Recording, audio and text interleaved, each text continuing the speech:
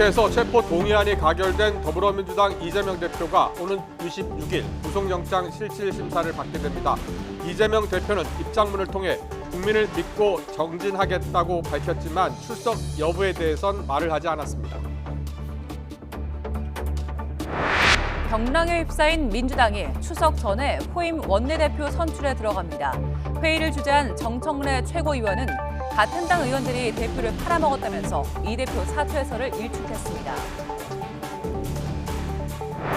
검찰이 부정 채용 의혹과 관련해 중앙선거관리위원회에 대한 강제 수사에 나섰습니다. 검찰은 선관위 사무실 5곳을 압수수색해 채용 자료를 확보한 것으로 파악됐습니다. 급증하던 전기차 등록이 지난해보다 5.7% 줄어든 사이 하이브리드 차를 찾는 고객은 40% 늘었습니다. 정부는 전기차 수요 진작을 위해 다음 주에 보조금 확대를 발표할 예정입니다. 동방경제포럼과 북러 정상회담 등 외교 행보에 집중해온 러시아가 한 달 만에 우크라이나 주요 도시에 대규모 공습을 가했습니다. 우크라이나군은 크림반도 공격으로 응수했는데 젤렌스키 대통령은 미국을 방문해 지원을 요청했습니다. 주말과 휴일에 쾌청한 가을 날씨가 이어지겠지만 일교차가 커 감기에 걸리지 않도록 건강관리에 주의가 필요합니다. 당분간 동해안에, 내일부터는 제주 해안에도 너울성 파도가 높게 일겠습니다. 더 뉴스 이어갑니다. 민주당 이재명 대표가 자신의 체포동의안이 국회에서 가결된 뒤 첫 입장문을 내고 국민을 믿고 굽힘없이 정진하겠다는 뜻을 밝혔습니다. 병상에서 23일째 단식을 이어가고 있는 이 대표는 오늘 언론에 배포한 입장문에서 검사 독재 정권의 폭주와 퇴행을 막고 민생과 민주주의를 지켜야 한다며 이같이 언급했습니다. 이어 민주당이 무너지면 검찰 독재 폭압은 더 거세지고 그 피해는 국민에게 돌아갈 거라며 윤석열 정권의 폭정에 맞서 싸울 정치 집단은 민주당이라고 강조했습니다. 이런 가운데 오늘 민주당 최고위원회에서는 병상 단식 중인 이 대표와 체포한 가결의 책임을 지고 사퇴한 박광원 원내대표가 불참했습니다. 회의를 주재한 정청래 수석 최고위원은 이 대표의 사퇴는 없다며 빛의 속도로 당을 정상화하겠다고 했습니다. 또 이 대표 체포안에 가결표를 던진 것으로 추정되는 민주당 의원들을 맹비난하기도 했는데요. 직접 들어보시겠습니다. 제 나라 국민이 제 나라를 팔아먹었듯이 같은 당 국회의원들이 자기 당 대표를 팔아먹었습니다. 적과의 동침입니다. 윤석열 검찰 독재 정권의 정적 제거, 야당 탄압의 공작에 노란한 것은 용납할 수 없는 해당 행위입니다.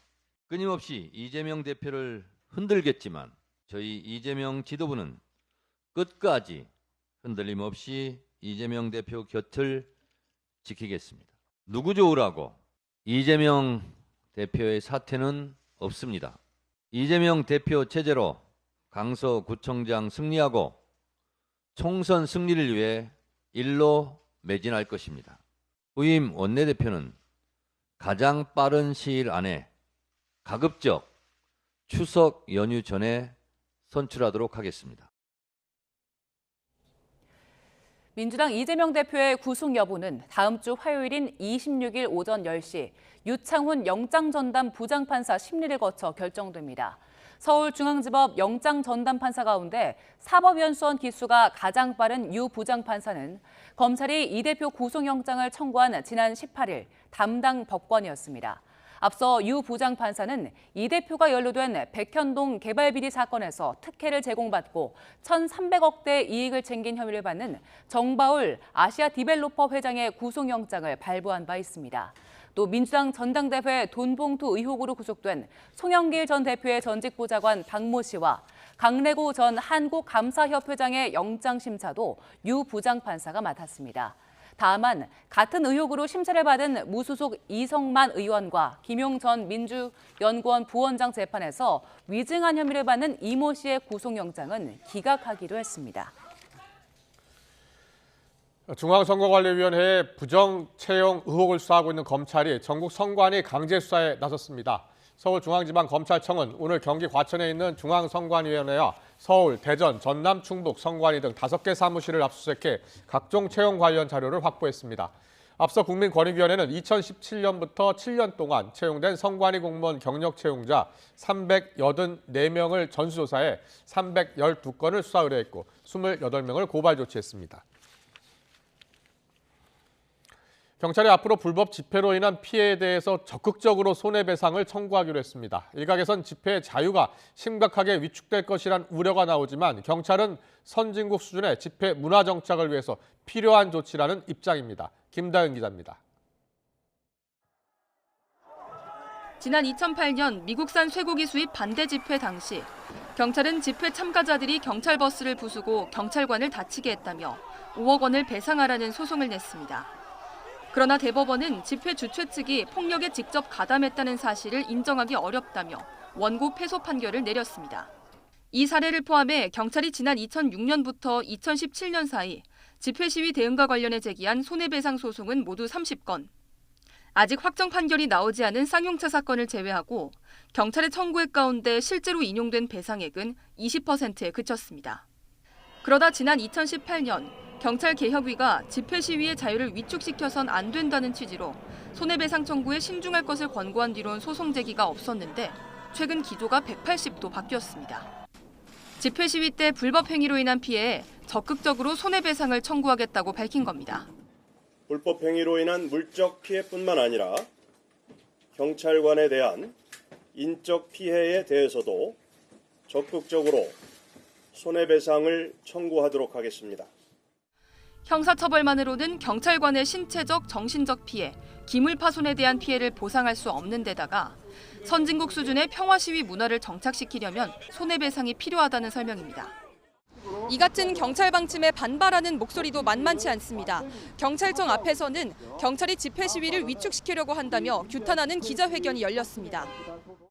이들은 집회 자유를 행사한 국민에게 손해배상을 청구하겠다는 것은 돈 내고 기본권을 행사하는 것이라고 비판합니다. 경찰 스스로가 자기의 사명감을 버리고 민중의 몽둥이가 되겠다. 공적 권력으로서의 자기 목숨을 스스로 끊어버리는. 또 집회 과정에서 불법 행위가 있다면 형사 책임을 물을 수 있겠지만 세금으로 운영되는 국가기관이 국민을 상대로 손해배상을 남발하며 고통을 안겨선 안 된다고 지적합니다. YTN 김다현입니다. 지난해까지만 해도 급증하던 전기차 판매가 올 들어 주춤하면서 하이브리드 차를 찾는 고객이 늘고 있습니다. 이러다 정부가 전기차 수요 진작을 위해서 보조금을 늘리는 방안을 추진하고 있습니다. 박홍구 기자의 보도입니다. 올해 1월부터 8월까지 국내에 등록한 전기 승용차는 67,600여 대로 지난해 같은 기간보다 5.7%가 줄었습니다. 이에 비해 하이브리드 차는 같은 기간 19만 8천 대가 등록해 40% 이상 늘었습니다. 금방이라도 전기차 시대가 올 것처럼 보였는데 숨고르기에 들어간 모습입니다. 전문가들은 충전 인프라 부족과 하이브리드 차에 비해 상대적으로 비싼 차값 때문에 성장 속도가 둔화하고 있다고 분석했습니다. 충전 에너지 비용 올라가죠. 보조금은 줄어들고 있고 충전 인프라에 대한 불편함 이런 여러 가지가 모이는 가성비로 인해서 전체적으로 인기가 하이브리드로 옮겨갔다 이렇게 보고 있는데 전기차 보조금은 지난해와 비교해 중대형은 100만 원, 소형은 200만 원이 줄면서 소비자 부담이 더 커졌습니다. 신형 코나의 가솔린 모델은 3,120만 원, 하이브리드 3,495만 원, 전기차는 5천만 원이 넘습니다.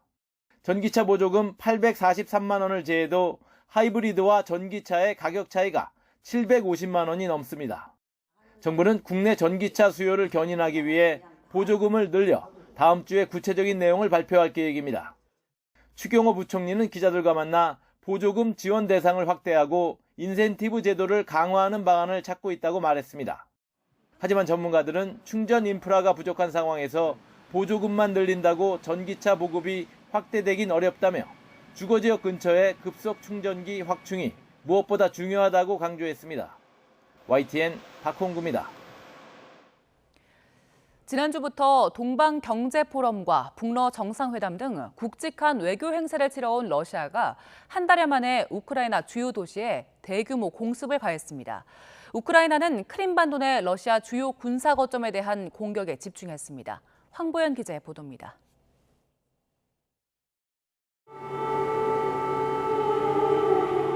주민 대부분이 잠든 새벽, 우크라이나 수도 키이우에 공습 사이렌이 울립니다. 러시아 폭격기에서 발사된 순항 미사일이 아파트와 대학 기숙사, 음료수 공장 등 도심 곳곳을 닥치는 대로 파괴했습니다. 9살 소녀를 포함해 7명이 다쳤습니다. Червоне в вікні, і вікна немає. І я вся в стеклі лежу. І все. Чую, кричать, плачуть, і я бігом на вулицю. Котика не знайшла, це тільки знайшла, сходила. 외국인 용병과 관련이 있는 것으로 알려진 중부 체르카시의 한 호텔은 폭격을 맞아 건물 일부가 통째로 날아갔습니다. 남부 헤르손에서는 업체 숙소 등이 공격을 받아 잠자고 있던 남성 2명이 숨졌습니다. 공습은 젤렌스키 우크라이나 대통령이 미국 뉴욕에서 유엔 총회 연설을 마친 후 우크라이나 전역에서 동시다발적으로 이루어졌습니다.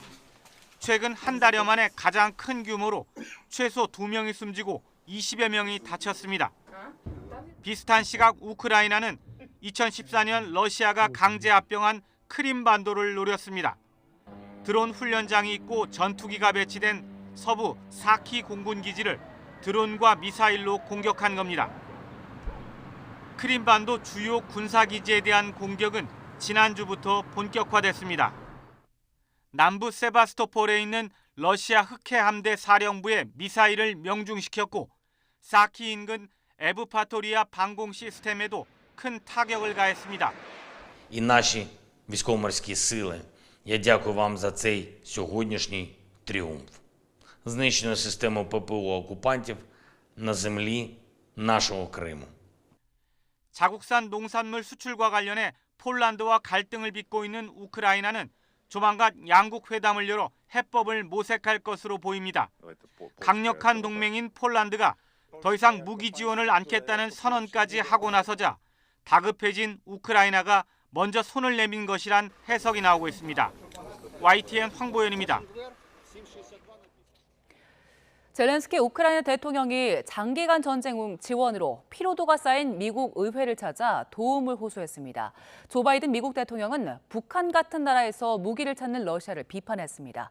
워싱턴에서 권준기 특파원이 보도합니다. 러시아가 우크라이나에 대규모 공습을 퍼부은 직후 미국을 방문 중인 젤렌스키 대통령은 미 의회를 찾았습니다. 240억 달러 규모의 추가 지원안 통과를 직접 호소하기 위해서입니다. 여야 지도부가 모두 나와 반긴 상원에서 젤렌스키는 미국 지원이 없으면 전쟁에서 패배할 거라며 단도직입적으로 도움을 요청했습니다.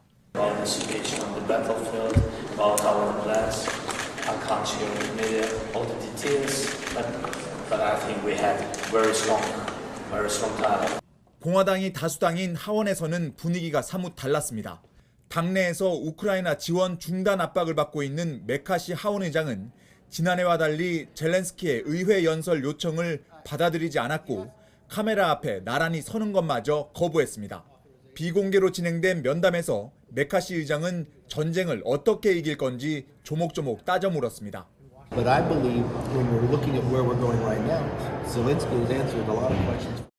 백악관에서 젤렌스키를 맞은 바이든 대통령은 추가 지원을 약속하며 반격에 쓰일 에이브럼스 탱크가 다음 주 우크라이나에 도착할 거라고 예고했습니다. 그러면서 고립된 러시아가 북한, 이란 같은 나라에서 무기를 찾고 있다고 비판했습니다. Russia alone stands in the way of peace. It could end this today. Instead, Russia is seeking more weapons from Iran and North Korea that would violate multiple UN Security Council resolutions. 이번 방문에서도 젤렌스키 대통령은 미국의 지원 약속을 받아냈지만 최근 미국 내 전쟁 지원 피로감이 고조되고 있는 데다 내년 대선도 가까워지고 있어 언제까지 이 전폭적인 지원이 가능할지는 물음표가 붙습니다. 워싱턴에서 YTN 권중입니다.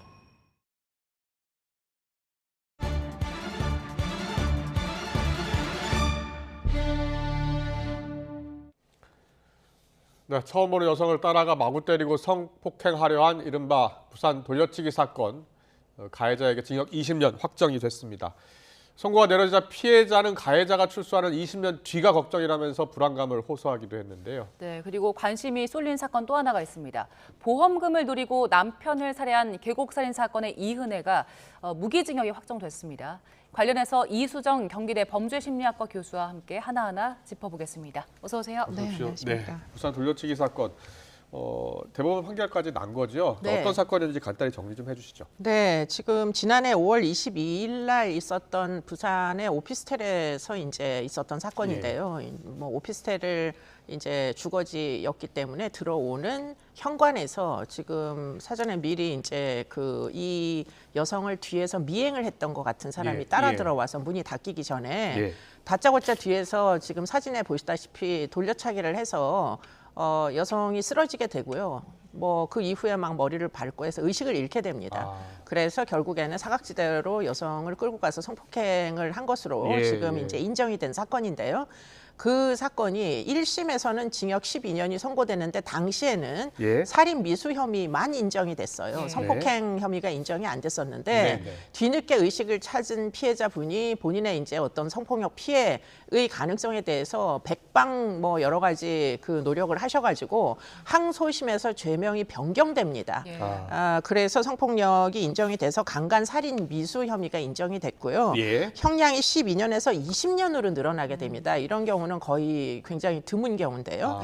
그런데 이번에 대법원에서 그 20년이 확정이 된 사건입니다. 그렇군요. 말씀하신 대로 지금 일단 형이 12년에서 20년으로 늘었는데 이게 확정이 됐다. 드문 경우라고 말씀하셨어요. 그렇습니다. 어떤 의미가 있는 걸까요? 글쎄 이제 보통 죄명이 1심에서 이제 정해지면 거의 대부분 그 죄명으로 뭐 대법원까지 가더라도 죄명이 중간에 변경되는 경우가 많지 않아요. 심지어는 1심에서 성폭행이 인정이 안 됐다가 뒤늦게 인정이 돼서 죄명이 변경되는 경우도 많지 않은데 뭐 굉장히 희귀하죠. 그런데 이 사건은 의식을 찾은 피해자가 이제 아마도 항소심 검사에게 굉장히 많은 여러 가지 경로를 통해 가지고 본인이 성폭행 피해를 당했었노라고 1심 때는 본인이 의식이 없어서 제대로 본인의 피해 사실을 이제 진술을 못해서 지금 그 부분이 반영이 안 된 것 같다고 호소를 뭐 직간접적으로 굉장히 검찰 측에다 많이 한 것 같고요. 그래서 항소심 검사가 죄명을 변경한 사건입니다.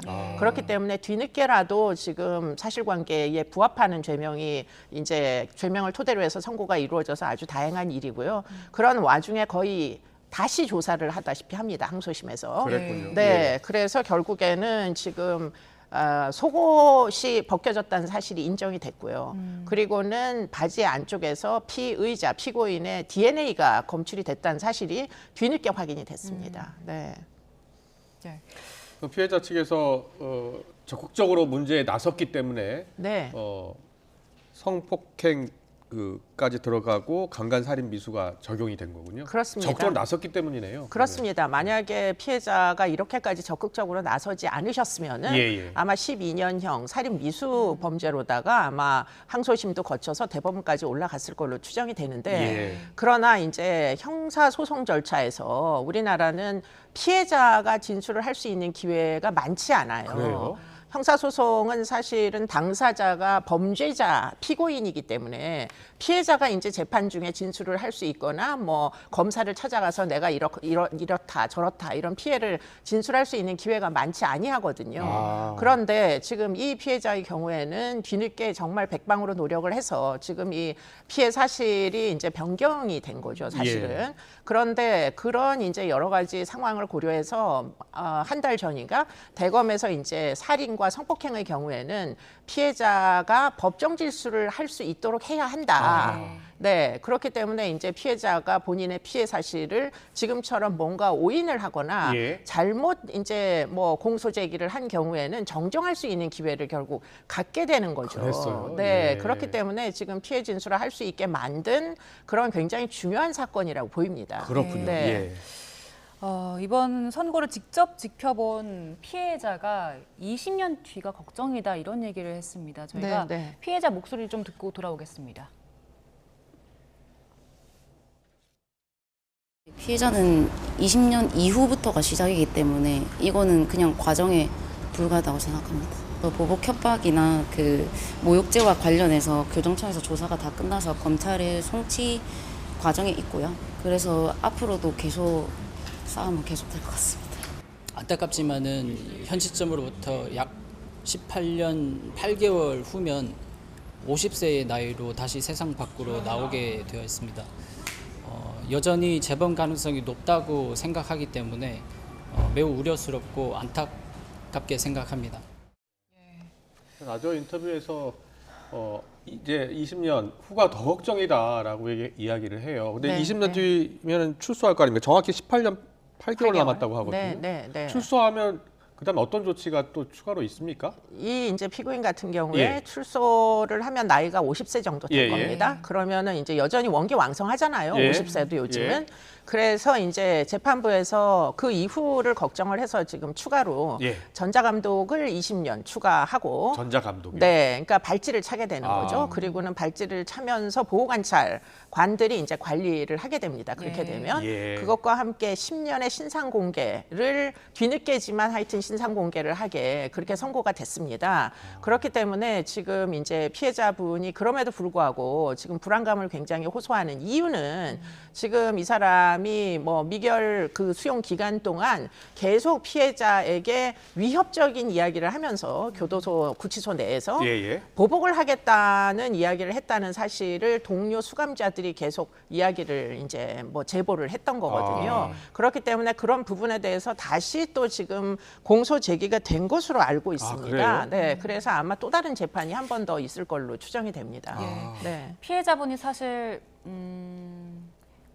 굉장히 힘든 상황에서도 네. 이렇게 나서서 적극적으로 오늘 라디오 인터뷰를 했잖아요. 네, 언론에 나서고 이런 것들이 네. 힘들 텐데 또 불구하고 나선 건 결국 20년 뒤가 너무 걱정되기 때문에 어떻게든 피해를 좀 더 막기 위해서인 것 같습니다. 네, 그러니까 피해자들이 사실은 지금처럼 이렇게 언론에도 계속 주의를 환기시키고 또 형사사법기관에도 본인의 이제 어떤 불안감, 이 이제 피고인의 위험성 이런 것들 계속 지적을 하시는 게 피해자들의 안전을 위해서 저는 개인적으로는 훨씬 더 도움이 된다고 생각해요.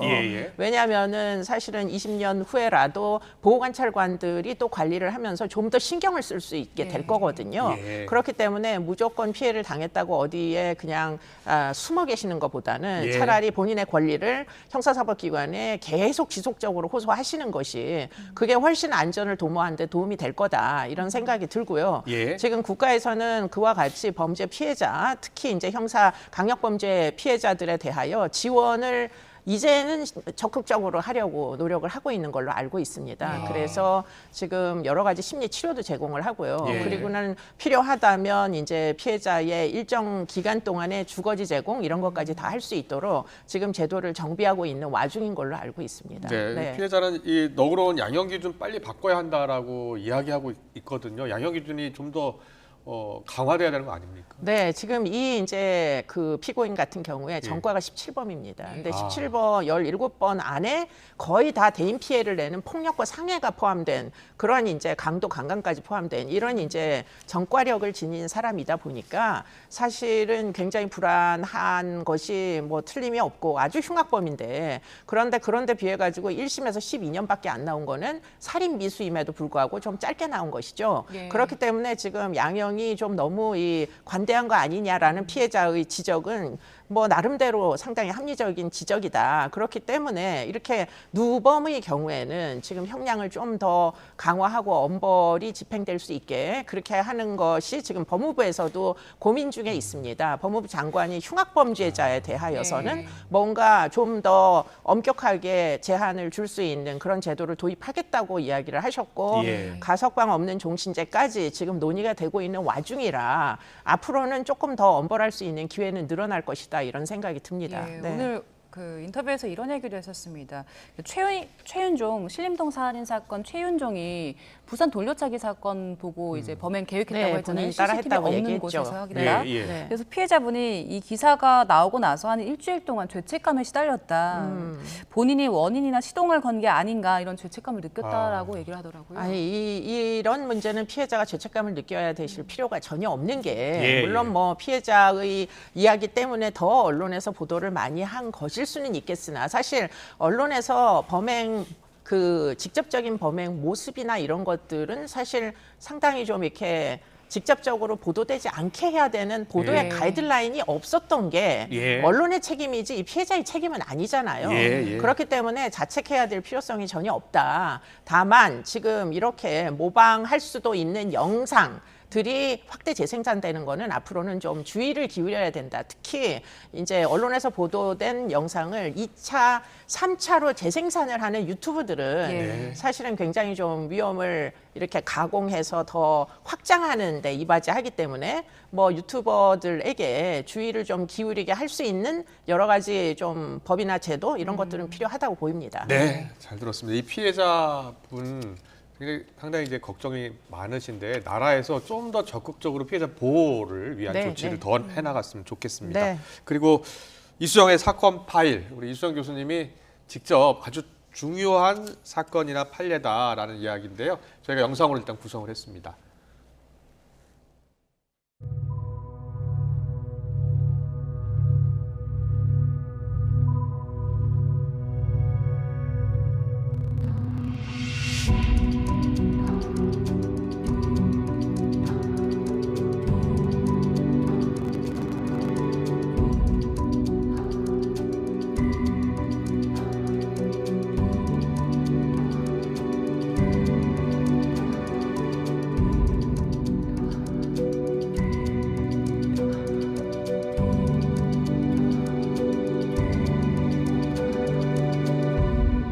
피해자의 한국 혼란을 요구하는 것은 강제추행죄의 보호법이기 정조가 아닌 헌법 제10조에 근거한 개인의 성적 자기결정권 인정과 부합하지 않습니다.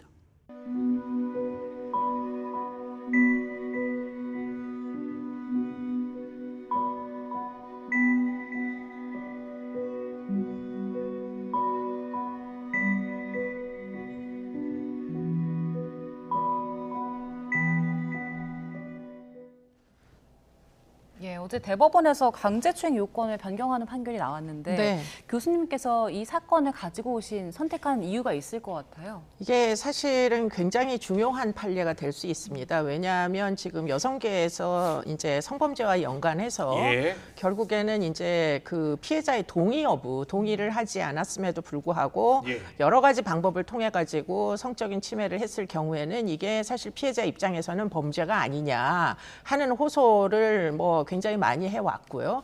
그리고는 일부 이제 국회의원들은 입법 발의를 하기 위한 노력도 계속했던 걸로 보입니다. 그런데 그게 사실은 집행이 잘 되지 않았고 저도 개인적으로 동의 여부가 입증하기가 생각보다 쉽지 않아요. 그러다 보니까 이게 이제 사실 동의가 있었느냐 없었느냐만 가지고는 사실은 유무죄를 가리기가 나중에 가서는 말만 있는 재판의 경우에 성범죄는 물적 증거가 없지 않습니까? 그러다 보니까 피해자 가해자의 이 피해 진술만 가해 진술만 있는 경우에는 사실 동의 여부만 가지고 따지기는 쉽지가 않은데 그런데 이번에 이 판례는 상당히 의미가 있는 게 물론 뭐 동의 여부만 따져야 한다 이런 판례는 아니에요.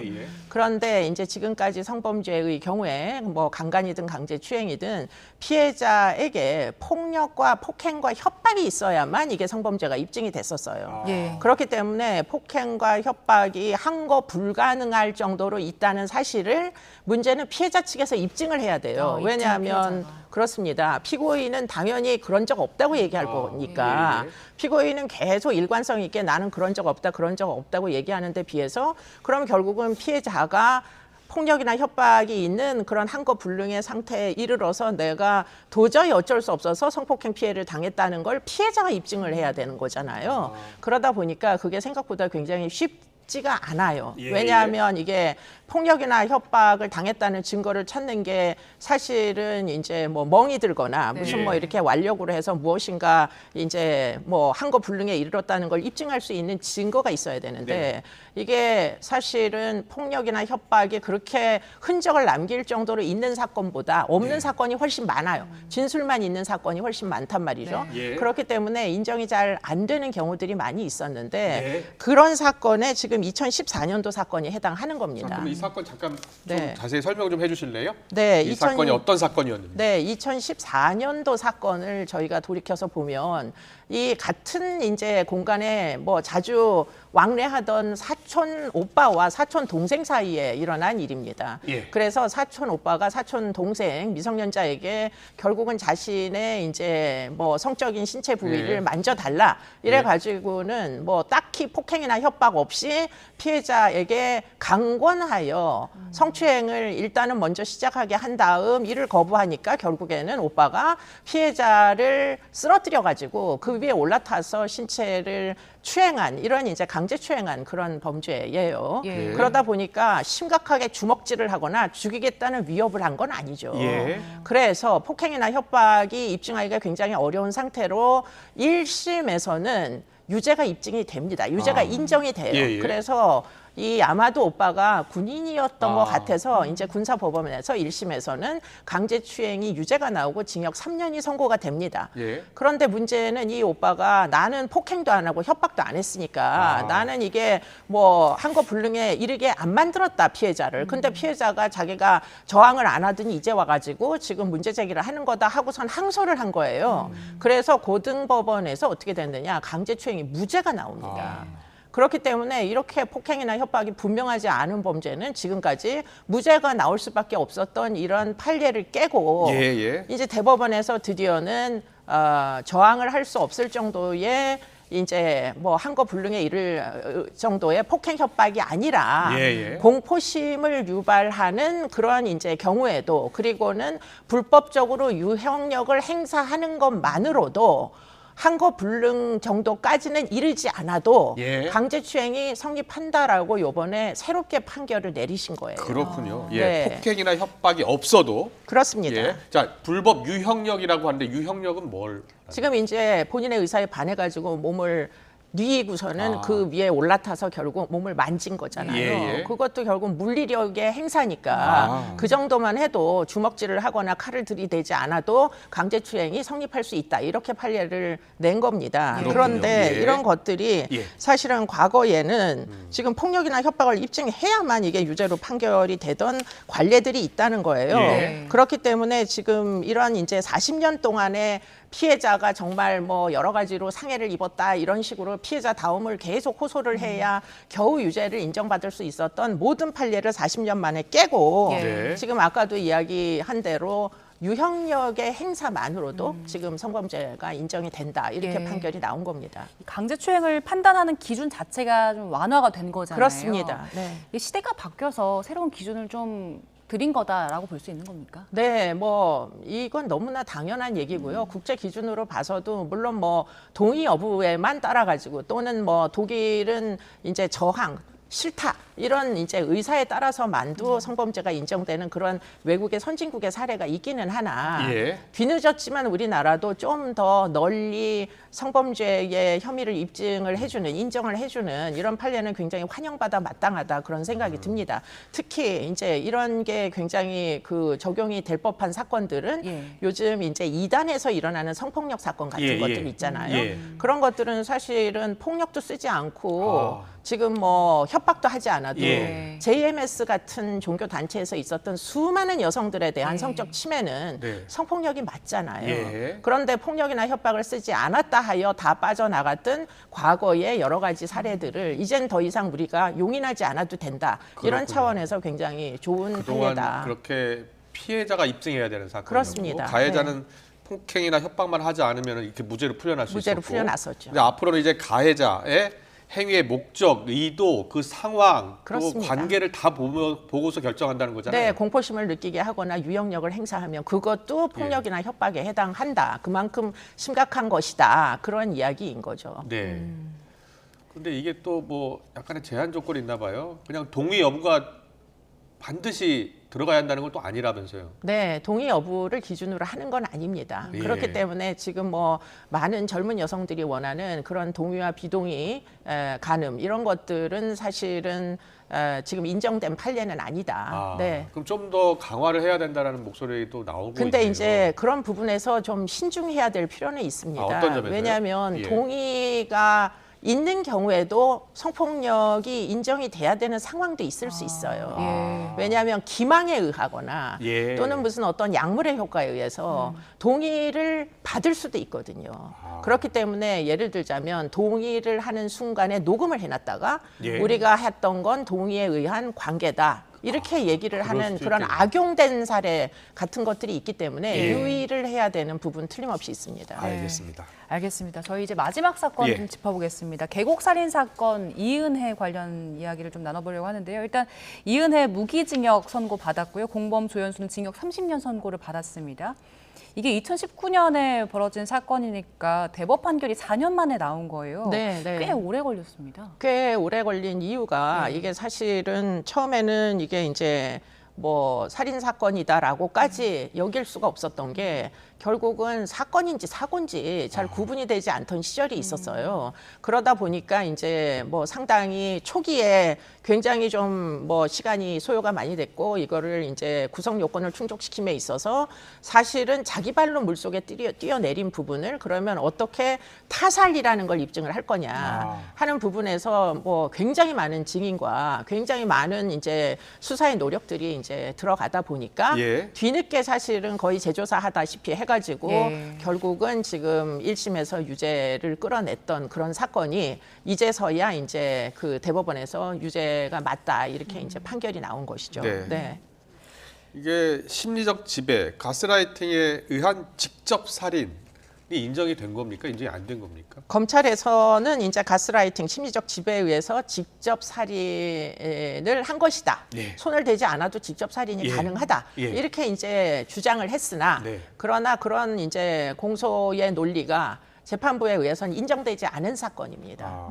그렇기 때문에 심리적 지배라는 것이 사실은 입증하기가 무지하게 어렵잖아요. 그렇기 때문에 그런 부분이 제대로 이제 뭐 여러 가지 증거로서 입증이 돼야 되는데 부족하다고 판단을 하신 것 같고요. 대신에 이제 그럼에도 불구하고 살인이 입증이 된 이제 살인을 인정하게 된 경위는 사실은 부작위 기망에 의해 가지고 물로 마치 구조해 줄 것처럼 대기를 하고 있는 모습을 보여줘서 결국은 물에서 뛰어내릴 때 내가 물에 수영을 못해도 나를 구제해 줄 거다라는 확신을 주무르 해가지고 일종의 기망에 의해 가지고 결국 물로 뛰어내리게 한 다음 구조를 안 해준 거죠. 그렇기 때문에 부작위 살인이 인정이 된 겁니다. 그렇기 때문에 간접 살인은 인정이 됐으나 직접 살인은 인정이 안 됐다. 이렇게 얘기할 수 있겠습니다.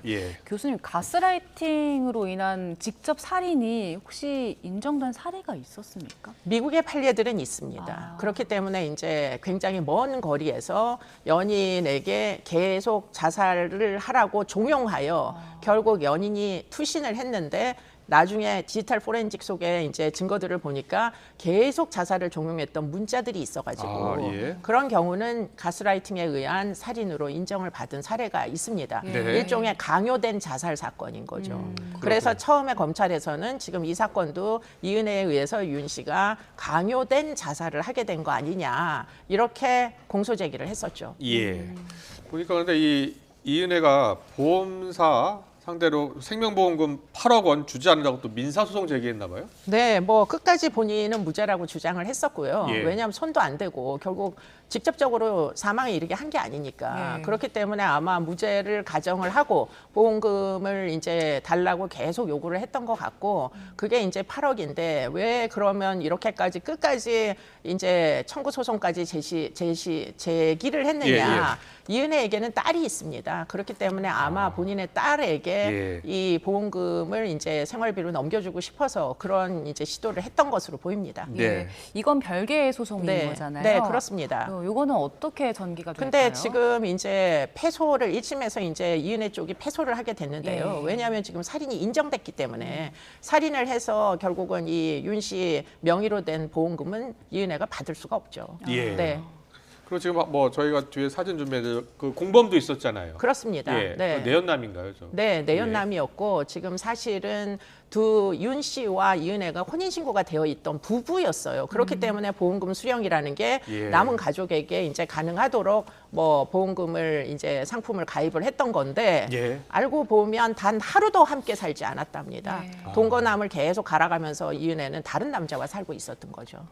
그렇군요.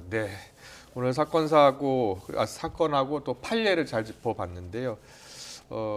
이수정 교수님 이번에 여러 사건 사고 다루면서 꼭 하고 싶은 말씀 있으면 잠깐 시간 드리겠습니다. 네, 뭐 지금 대법원에서 다행히도 이런 네. 이제 아주 그 예상대로 판결이 나와서 네. 굉장히 다행한 이 중대 사건이었는데 예, 예. 유무죄가 제대로 가려져서 아주 환영하는 그런 마음이고요. 예. 다만 이제 지금 그 아까 이야기했던 그 성폭력과 연관된 기준이 예. 조금 더 관대하게 뭐 예. 피해자 측에 조금 더 여러 가지 상황을 배려하도록 네. 그렇게 새로운 판례가 나온 부분은 사실 두고두고 다른 재판에도 기준이 돼서 그와 같은 이제 유형력을 사용만 해도 네. 성폭력이 인정되는 그런 판례로 굳어졌으면 좋겠습니다. 네. 법이 현실을 따라가지 못하면 그 피해는 모두 다 국민들한테 돌아오니까요. 그렇습니다. 현실을 네. 바로 따라갈 수 있는 법 개정이 필요할 것 같습니다. 이수정 경기대 범죄심리학과 교수와 함께했습니다. 잘 들었습니다. 고맙습니다.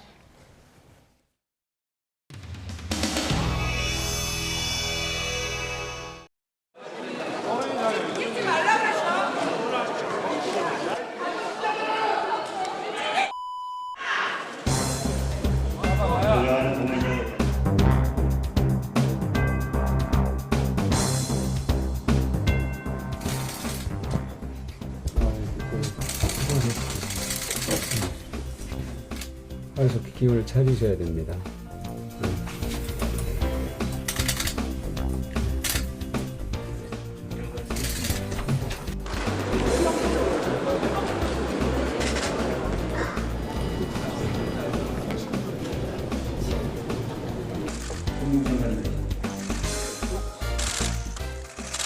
범죄 사실의 요지를 말씀드리겠습니다. 백현동 개발사업 관련 발언권을 받지 말고 의석에서 소리 지르는 행위 제발 좀 그만하십시오. 국민이 지켜보고 있습니다.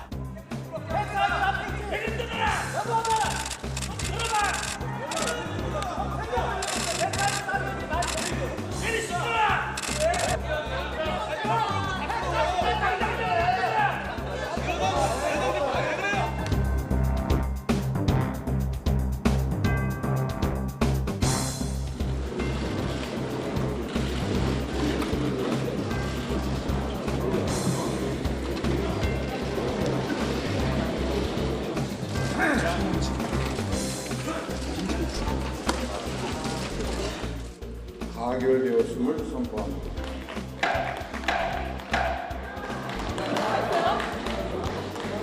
법제사법위원회 로비 해부 동의회에 대해 제한 처분을 신청합니다. 모두 유죄로 인정하고 벌금 1,000만 원을 선고하였습니다.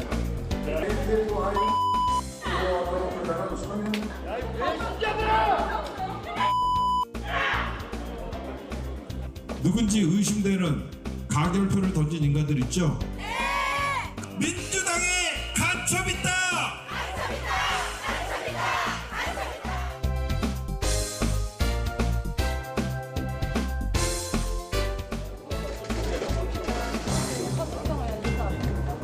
서영교 그 모든 상황에 대한 책임을 지고 박광원 원내대표는 사의를 표명했고 이 시간부로 원내 지도부는 총사퇴합니다. 안에서 아까 전에 고정도 나오고 그러던데 그건 어떤 상황이었어요? 토론의 과정이었습니다. 싸우는 것 같은데.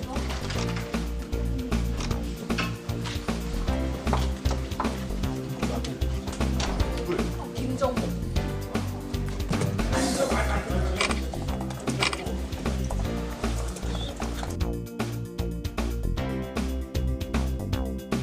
와, 오늘 막장이네요.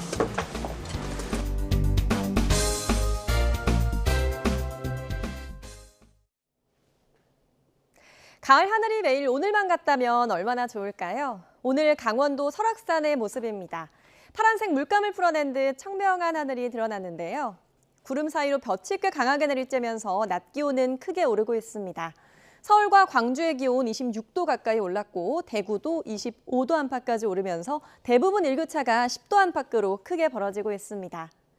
주말 동안에도 하늘빛만 흐린 가운데 일교차 큰 날씨는 계속되겠습니다. 내일과 모레 서울의 한낮 기온은 27도까지 오르며 오늘보다 더 높겠고요. 평년 수준을 2도가량 웃돌겠습니다. 내일 오후부터 하늘에 구름이 많이 끼겠습니다. 동해안과 제주 해안에는 너울성 파도가 높게 일겠습니다. 내일 아침 기온 서울 17도, 대구 15도, 부산 19도로 시작하겠습니다. 한낮 기온은 서울 27도, 전주와 광주는 28도까지 오르며 오늘과 비슷하거나 조금 더 높겠습니다. 다음 주에는 낮 기온이 평년 수준을 회복하면서 조금 더 선선해지겠고요. 수요일에는 중서부 지역에 비가 오겠고 추석 연휴 동안에는 뚜렷한 비 소식은 없겠습니다. 지금까지 날씨 정보였습니다. 네, 이슈를 더 쉽게 전해드리는 더 뉴스 다음 주에는 더 준비하겠습니다. 잠시 뒤에는 뉴스큐가 방송됩니다. 시청해주신 여러분 고맙습니다.